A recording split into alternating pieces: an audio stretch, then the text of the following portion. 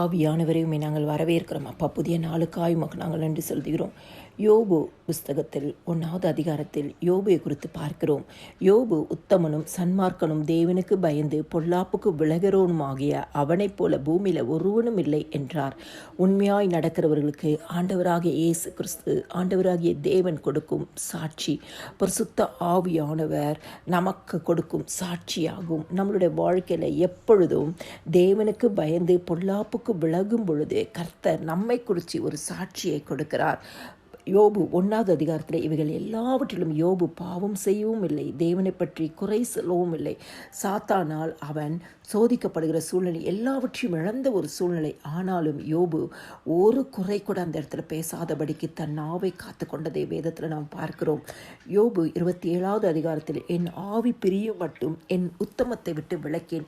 யோபுடைய பாடுகள் மிகவும் பெரிதாக இருந்தது.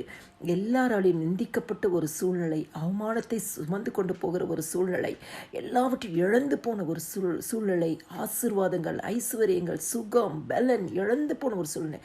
ஆனாலும் அவர் ஆவி பிரியும் மட்டும் உத்தமத்தை வளர்க்காத ஒரு மனிதனாக காணப்படுகிறார். அதனால் யோபு முதல் அதிகாரத்தில் எதையெல்லாம் இறந்தாரோ 42வது அதிகாரத்தில் கர்த்தர் யோபுவின் முன்னிலைமை பார்க்கிலும் பின்னிலைமை இரட்டத்தனையாக ஆசீர்வதித்தாராம். உண்மையுள்ள மனுஷன் பரிபூர்ண ஆசீர்வாதத்தை பெறுவான்.